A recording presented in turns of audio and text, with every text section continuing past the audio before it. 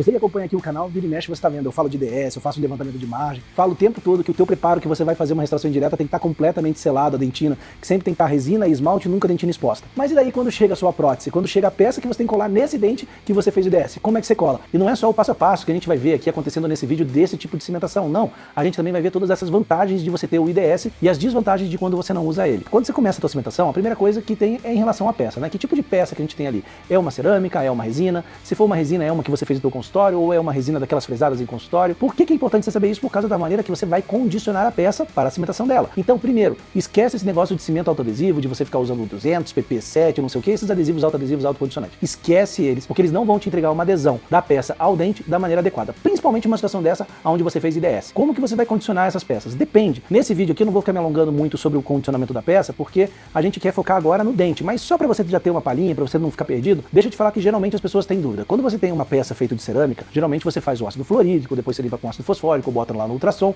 passa o silano, beleza. A dúvida geralmente das pessoas quando eles têm resina. Algumas pessoas falam assim, não, porque a minha resina, pode ser que você usou no consultório, que mandou o laboratório fresar, ela tem partículas de cerâmica. Não importa, é resina. A gente usa o ácido fosfórico na cerâmica não é porque é cerâmica, é porque ela tem uma matriz vítrea. E quando você condiciona a matriz vítrea. Quando você tem reforços de cerâmica na sua resina composta, você não tem a matriz vítrea na resina composta. Você tem cristais que fortalecem a matriz vítrea na cerâmica ou que vão fortalecer a resina composta. E esses cristais, eles não são condicionáveis. Lembra, lá na cerâmica, você condiciona a matriz vítrea e não os cristais. E aqui na resina, você vai condicionar a matriz de resina e não os cristais que reforçam essa resina composta. Se é resina, basta. Né? Não importa se é de consultório, não importa se é feita no laboratório fresada, não importa que diabo de reforço que possa ter dentro dela. Como é matriz de resina, você vai condicionar da seguinte maneira. Primeiro você vai fazer o jateamento com óxido de alumínio. Por quê? Porque nem o ácido fosfórico e muito menos o ácido fluorídrico vão ser capazes de condicionar essa resina. Então ela não é condicionável por esses materiais. Então por isso que você faz o jateamento para criar uma retenção mecânica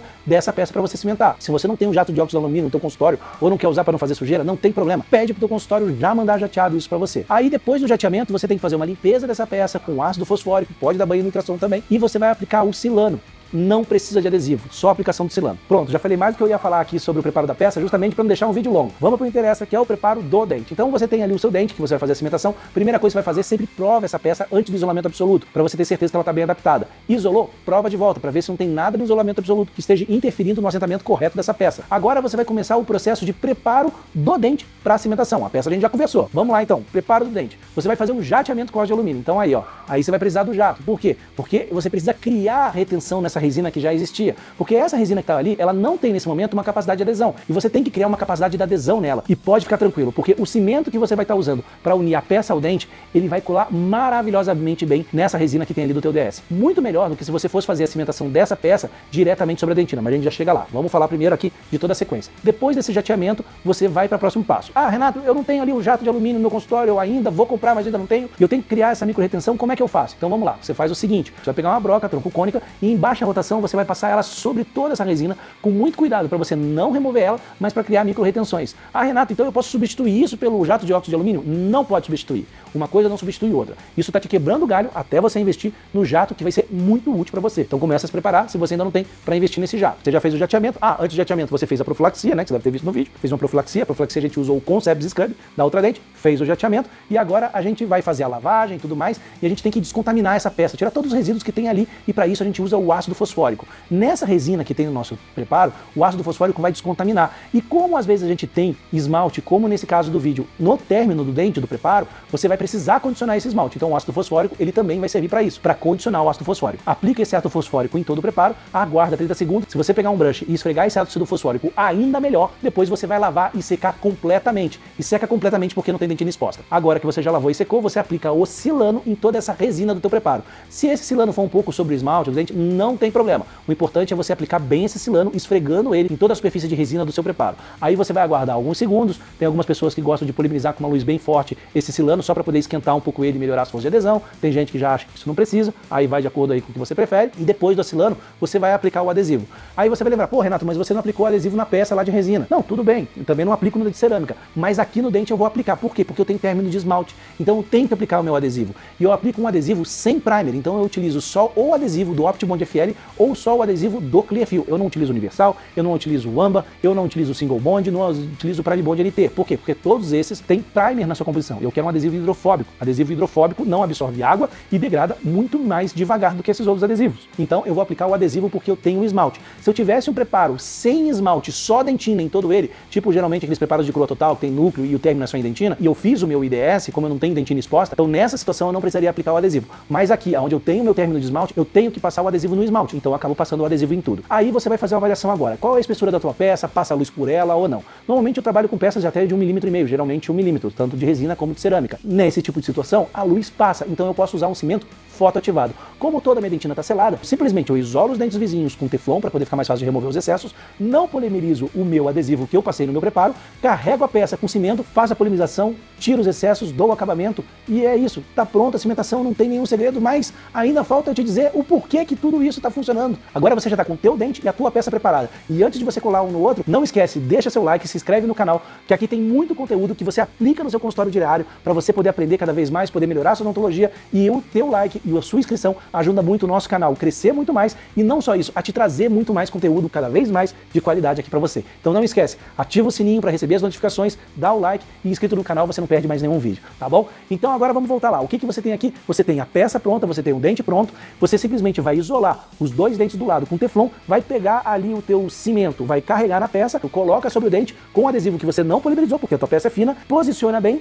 tenha certeza que na posição certa, segurando na posição, vai lá e polimeriza. Acaba de remover os excessos, acaba de fazer ali todo o processo de polimerização final com a glicerina, dá o acabamento e polimento, e é isso aí. E agora você deve estar perguntando assim, pô Renato, mas você ainda não me disse por que é tão vantajoso eu cimentar sobre o IDS muito mais do que cimentar minha peça direto sobre a dentina. Então vamos lá, vamos te explicar isso. Mas antes de eu te explicar, só deixa eu te falar, se a tua peça for grossa e não der para utilizar um cimento fotoativado, se você tiver que utilizar um cimento dual, não esqueça, polimerize o seu adesivo antes de levar o cimento com a peça lá, porque o seu cimento pode ser dual, mas o teu adesivo não é, e ele não vai polimerizar direito. Então daí nesse caso você tem que polimerizar o adesivo antes. Agora, se você estiver usando uma peça fina, aí você pode fazer igual eu acabei de falar, e igual eu tô fazendo aqui nesse vídeo, vai lá e polimeriza tudo junto. Mas vamos lá, por que eu tô falando para você fazer tanto IDS? O porquê que eu tô falando que isso dá uma força de adesão muito melhor cimentando sobre uma resina que já tá lá há alguns dias nesse dente do que cimentando direto sobre uma dentina? Pelo seguinte, tem vários aspectos que influenciam nisso. Primeiro, o melhor momento para você fazer uma adesão sobre uma dentina, ele é quando você acabou de cortar essa dentina, quando você acabou de fazer o preparo nela.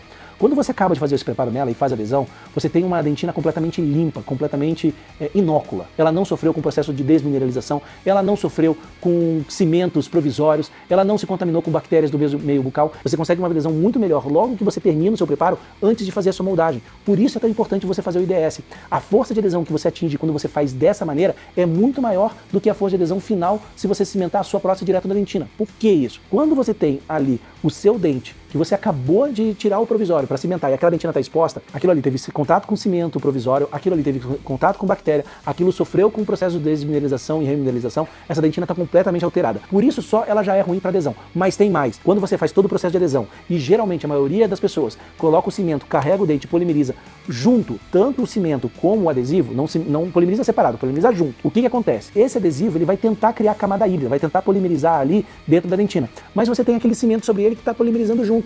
E o cimento ele contrai. No que ele contrai, ele puxa o adesivo de dentro da dentina. Em vez de você fazer uma camada híbrida desse tamanho, você faz uma camada híbrida desse tamanho. Ou seja, a tua força de adesão é muito menor.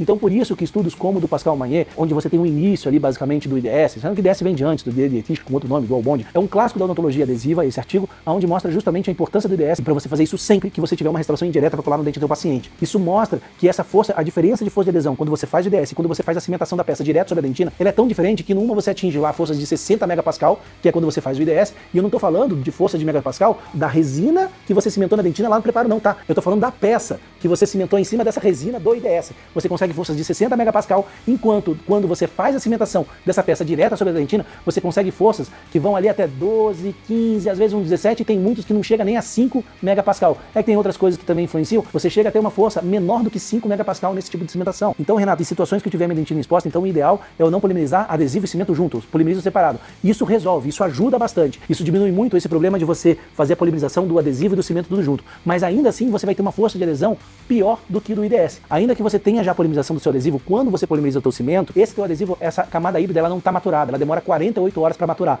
Maturada, ela está bem estabelecida, está bem formada, ela não altera mais. Depois de 48 horas, ela está pronta. Ela não vai ter nada mais que influencie sobre ela. E o que acontece quando você faz essa polimerização e já coloca ali o cimento em cima? Você vai ter a contração de polimerização ainda influenciando sobre essa camada híbrida, já polimerizada de uma maneira muito menos grave de quando você polimeriza tudo junto, mas ainda ela vai enfraquecer ela e ela vai ter uma força de adesão pior do que o do IDS. O IDS, além de ter todas aquelas vantagens de uma dentina realmente ali limpa, descontaminada, no seu melhor momento para você fazer a cimentação, você ainda tem esse aspecto excelente de você só fazer a cimentação sobre essa adesão da dentina depois de ela estar completamente maturada. Então aí você tem uma adesão muito mais confiável, muito mais segura, fazendo muito fácil, igual você está vendo nesse vídeo, e a gente se vê no próximo vídeo. É só você clicar em qualquer um desses dois que o YouTube está colocando aqui para você, que eu tenho certeza que vai te ajudar muito aí no teu consultório. Um beijão para todos, um abraço e até mais.